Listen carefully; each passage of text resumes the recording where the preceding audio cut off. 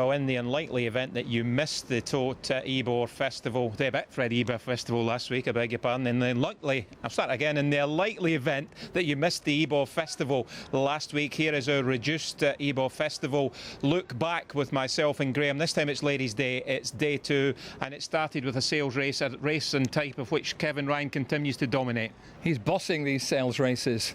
Lots of lovely wonga on offer, as we know, for the right type of horse. And we know that you generally need sort of listed Group 3 quality performance to win this. It was full of winners, as it nearly always is. And Hototo, centre field, chestnut horse, sheepskin noseband, is going well. It looks like he's a better horse over 6 furlongs than 5 now. Connections feel that way.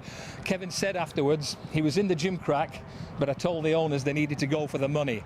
We saw why he didn't run in the gym crack later on in the week. But here we are with plenty of contenders, including Body and Soul, who ran an absolute screamer for Tim Easterby. A bit of bumping late on, but Hototo runs straight and true under Philip Makin, who had a very, very rewarding week on the Knavesmire. He doesn't win with much in hand, but he proves that he's a pattern class 2-year-old, and I think there's another big sales race on his dance card at Redcar at the back end. He's just doing amazing things this year with these 2-year-olds in these sales race. This was the Doncaster Bloodstock Premier Yearling Stakes. In the end, it was a close run thing. I think the official margin was only about a neck. Yeah, it was hard work. He didn't have an ounce to spare at the line, and there's no real suggestion that he's going to make a mark in maybe the middle park or anything like that. That might be a target for his stablemate Blaine. More of him in a minute. But it's all about, if you're a trainer, giving the best value for money for your owners, and if that means running in a sales race with 100 and odd grand on the table, that's the way to go. We go from the sales race, the opener, we go to the second race, which was the Lowther Stakes, the Group 2 race for fillies, and this time Rostu Queen continues to thrive. She does, and she's rapid. The way she tanks along in her races is very impressive. Of course, it was really, really sad that we lost Newfangled in this race. She looked a hugely exciting prospect. As regards Rostu Queen, the time was more than a second slower than Hototo in the sales race. Nearly all the splits were slower. No reason to get madly excited about the bare form. But Bailey's Jubilee's in there. She's a hardened filly. Royal Rascal's in there, doing well for Tim Easterby, getting some black type. But in the head of the parade at the moment is Rostu Queen. The impressive thing is the way she travels so powerfully through her races, and it looks like William Haggis is minded to strike while the iron's hot. This was on the back of a listed win at Newbury, I think just a week or so earlier, maybe less than a week. She doesn't win with much in hand. Bailey's Jubilee continuing a very frustrating week for Mark Johnson in the 2-year-old department. He had a load of horses run blinders, but Rostu Queen goes away at the line. Is she a Shively Park filly? Time will tell. Is she a Flying Childers filly? Highly likely that she's up to playing a big part in that race. And she's got the scope to do even better, handling those atrocious conditions on Thursday, and well, who knows what she might end up doing as a 3-year-old. Well, that's debatable, because I think she's a sprinter rather than a miler, but she's got 2 valuable prizes in the bag now, and the Flying Childers could be another in just over a couple of weeks' time.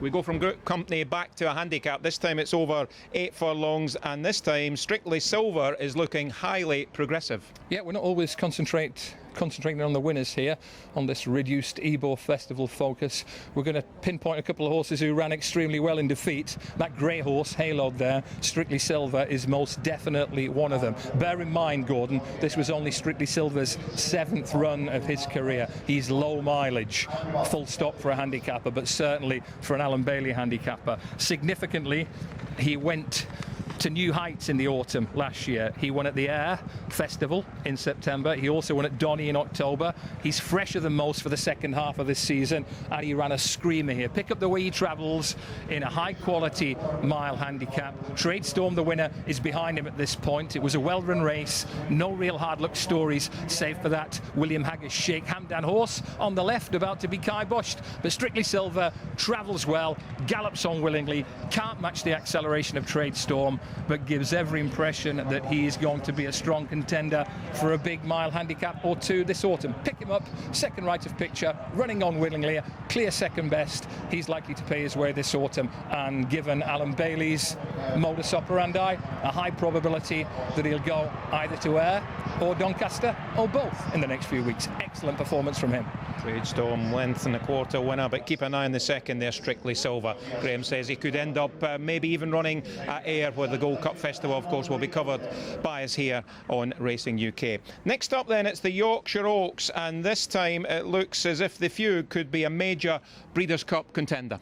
I think so. Winter Memories is the star turf middle distance filly in the States, but she's out. She's not going to be at the Breeders' Cup. I'm a Dreamer. Won the Beverley D at Arlington for David Simcox, so the British fillies have already picked up one big prize over there. We should say about this year's Yorkshire Oaks, it was a cracking race, but it didn't have Snow Fairy and it didn't have Dancing Rain. Even in their absence, it was a proper Group 1 contest. It had rained, you can see that from the way the ground's being kicked up, but the ground wasn't too testing. That suited Sharita, French filly, second in last year's Arc with I think 6 subsequent Group 1 winners behind us. So you think St Nicholas Abbey, Snow Fairy, lots of Group 1 winners she beat that day. She'd been beaten since, but she had excuses on various occasions. No excuses needed on this occasion. But look right, Buick on the Fugue, ranges up, travelling ominously well. I'm indebted to Simon Rowlands, split time fanatic and expert, who tells me that the Fugue ran 4 of the last 5 furlongs faster than Sharita. The problem was there was a 5th one. It's this one, and Sharika's long, fluent stride, look at that, a joy to behold, hits top gear with the Oaks winner was in between the two, but the Fugue runs an absolute belter, and she has Breeders' Cup filly and mare turf contender written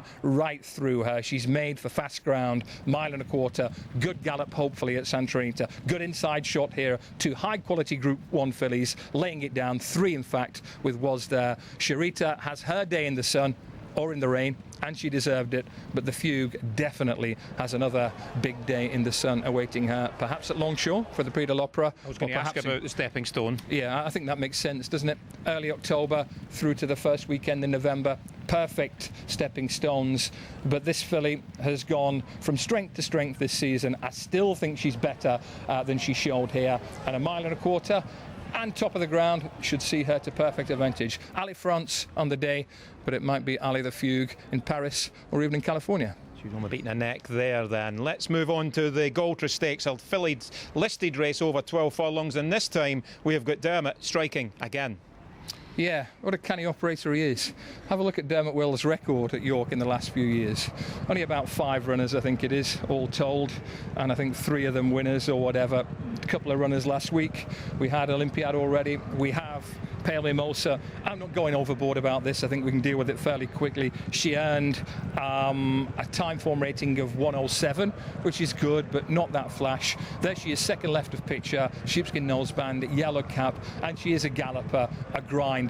She's not a quick filly, but she's very willing, she's very progressive, she handles giving the ground more than adequately. Sequence is there, second right in the royal colours, cracking lass, runs a cracking race for a long way after a lengthy break right of picture, but second left with Smollen, looking confident again. Pale Mimosa just gallops it out, this over 1.6 miles. She gives every impression she'd stay further if that's the way Dermot Weld wants to go, but the keynote here was Dermot Weld, small but select raiding party for York last week, and 2 of the big ones paid off handsomely. Pale Mimosa then a 94 chance in the end. The Royal Colour Sequence there sent off favourite, but in the end beaten fairly comprehensively. I think nearly a 3-length winning margin. Beaten fair and square. So I think we can wrap up Pale Mimosa. Not the most thrilling race of the week, but lots of satisfaction to be gained if you're Mr. Weld.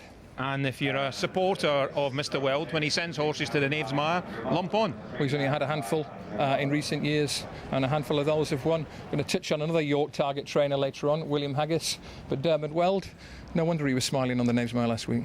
Final race then of Ladies' Day was a handicap for fillies over 1.25 lengths, and this time we have the Rose blossoming again for trainer David Amira. Yeah, Dutch Rose, one of the success stories of the season in handicaps, and nothing flash about this performance other than it was another very, very gritty and improved effort from Dutch Rose. 5 wins this season. She's risen from a mark of 62, very workaday rating. She'll be in the 90s after this performance, and plenty tried, and they all failed. One by one, she turned away the challengers there. Chestnut filly in front in the favourites racing colours.